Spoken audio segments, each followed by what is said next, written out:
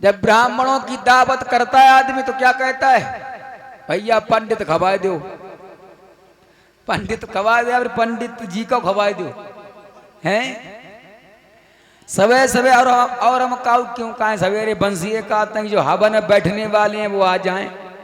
अब बताओ हवन में बैठ जा तो आदमी करता कुछ है और कहता कुछ है, लेकिन हम समझ लेते हैं, हम समझ लेते हैं कि ये जो बोल रहा है ये बात तो वो नहीं बोल रहा है, तो ये अपने मुख से बोल रहा है। और कभी कभी भैया ऐसा होता है कि आदमी शिक्षा की कमी से, शिक्षा के अभाव से बोलता तो कुछ और है, बोलना तो कुछ और चाहता है लेकिन बोल कुछ और देता है। कैसे? अब भैया कहीं कहीं हमें अनपढ़ लोग भी मिल जाते हैं, कहीं कहीं पढ़े लिखे लोग मिल जाते हैं।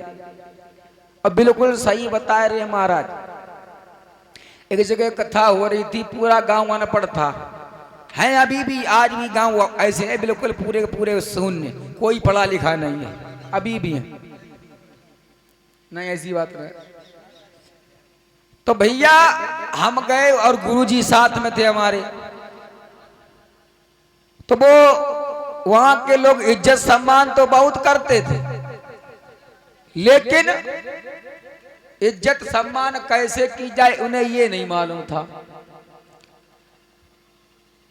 जब सुबह उठते थे तो बाकायदा भैया चाय नाश्ता मिलता था, खाने पीने की कोई कमी नहीं। आते थे बहुत से लोग और पैर छू के चले जाते थे, बहुत सम्मान मिलता था, पैर भी छूते थे। लेकिन भाषा उनकी कैसी, प्यार बहुत है लेकिन पढ़े लिखे नहीं, तो भाषा कैसी यार, तय कथा बढ़िया कहते यार हैं, तय तय कथा। अब बताओ जा इज्जत है कि बेइज्जती लेकिन ना जा बेइज्जती ना है, क्योंकि भैया वो पढ़े लिखे नहीं है, उनके अंदर शिक्षा की कमी है। अगर वो बेइज्जती करते तो भैया पैर क्यों छूते? तो कभी कभी इंसान शिक्षा की कमी होने की वजह से बोलना तो कुछ और चाहता है लेकिन बोल कुछ और देता है। आइए एक और छोटी बात होता है, एक बिल्कुल अनपढ़ गांव था, बिल्कुल अनपढ़, लेकिन उनके अंदर सभ्यता थी, प्यार था लोगों के प्रति।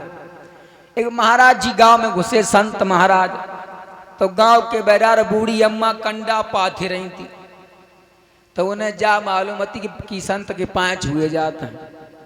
तो उन अम्मा ने अपनी भाषा में, अब पढ़ी लिखी रहती ना, तो अम्मा ने अपनी भाषा में उन महाराज जी से कही, ला सुनील, कही महाराज तुम्हारे खुर छुए, का छुए, खुर छुए। संत कान लगे, अजीब भैया कहानी है यहाँ की, तो अभी तक तो लोग हमारे पैरों को कहते थे चरण कमल, अरे चरण कमल ना काए तो चरण कह दे, अरे चरण ना काए तो पांव कह दे, लेकिन खुर, खुर तो जानवर के होते हैं।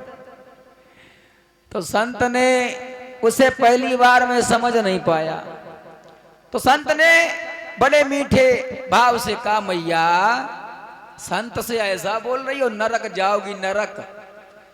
तो बूढ़ी अम्मा ने फिर हाथ जोड़े, अब्बा जय ना मालूम नरक अच्छी चीज है कि खराब चीज है। तो बूढ़ी अम्मा ने हाथ जोड़े, बोले महाराज नरक हमारे नसीब में कहाँ है, नरक तो आप जैसे महात्मन को मिले महाराज। अब्बा जय ना मालूम कि नरक बढ़िया होत या स्वर्ग बढ़िया होत।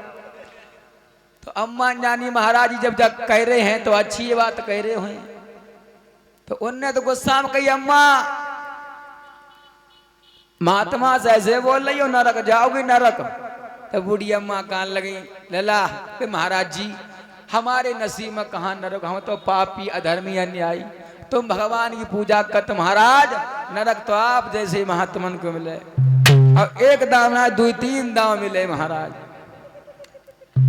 अब महाराज जी समझ गए कि ये हमारा अपमान नहीं कर रही है, इसे बोध नहीं है, ये कहना तो कुछ चाह रही है लेकिन कहे कुछ और दे रही है, शिक्षा की कमी से। तो कभी कभी इस बात को भी समझना चाहिए। तो सामने बैठा व्यक्ति जो बोल रहा है ना, दरअसल जब वो बोल रहा है वो आदमी वही बात बोल रहा है जो उसके दिल में चल रही है। तो कभी कभी ऐसा होता, गलती भी हो जाती है आदमी से। जल्दबाजी में कहना कुछ और चाहता है लेकिन मुख से कुछ और निकल जाता है। यहाँ की हम ही नहीं, बड़े बड़े कथावाचक हैं भैया। ब्रजेश शास्त्री देख लो, उनकी एक कैसेट है। हाँ, अब हम बताएंगे नहीं, अब चाहे मानो तो राहुल से पूछ लेना। अब मैं ये नहीं कह रहा हूं कि भैया उन्होंने जानबूझ के वो बात बोल दी, लेकिन गलती से उनके मुख से निकल हर आदमी के मुख से निकल जाता है। तो वो मतलब बोलना तो कुछ और चाहते थे, लेकिन मुख से इतना गंदा वाक्य निकल गया तो कुछ पूछो मत। आधार चेतन जी भी एक जगह नरसी के भात में एक जगह गाली दे देते हैं, सुना होगा आपने। तो वो उन्होंने जानबूझ के गाली नहीं दी, लेकिन कभी कभी जो आदमी पूरे दिन परमानेंट बोल रहा है तो कभी कभी जुआ फिसल जाती है, निकल जाता है। और भैया जैसे दिन में ऐसे गद्दी हम यहाँ बोल रहे हैं, क्या हम ऐसे ही नीचे ही बोलते हैं? नहीं बोलते हैं। नीचे समाज में रहते हैं, हम भी कभी कभी गुस्से में गाली दे देते हैं नीचे, स्वाभाविक है, उल्टा सीधा बोल देते हैं हम भी। लेकिन वो दिन में जो जैसा बोलते रहते हैं वैसी फिर कभी कभी दिमाग में वही घुस जाता, गद्दी पे भी निकल जाता है। तो कभी कभी आदमी को, इसीलिए आदमी को हमेशा अच्छा बोलना चाहिए, खराब नहीं बोलना चाहिए। क्योंकि आज कुछ महफिल में रफ्ता गरी होगी और मुंह से तो वही निकलेगा जो दिल में भरी होगी। कैसे? इटावा की तरफ भैया है को कहते हैं हाउ।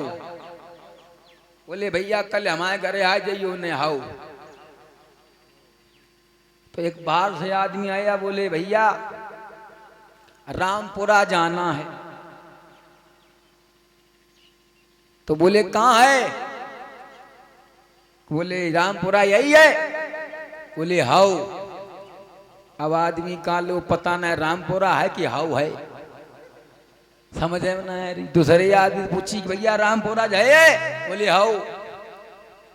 बोले भैया एक बात बता, हाउ है कि रामपुरा है? तो बोले एक पढ़ो लिखो आदमी आए वो। बोले क्या पूछ रहे भैया? बोले भैया हम ये पूछ रहे हैं रामपुरा यही है? बोले हाँ। बोले अच्छा। बोले यहाँ सब हाउ हाउ कर रहे हैं, ये क्या? बोले हाय को हाउ बोलते हैं हमारे यहाँ, और जो पढ़े लिखे हैं वो जी हाँ कहते हैं, हाँ कह देते हैं। तो महाराज जी ने फिर पूछा तो भैया इसका मतलब आप पढ़े लिखे हो? बोले हाउ। तो कहने का मतलब पढ़े लिखे तो बेशक जरूर है, लेकिन जब उस समाज में रहते तो वो भी हाउ बोलते हैं, तो वही हैबिट पड़ गई है।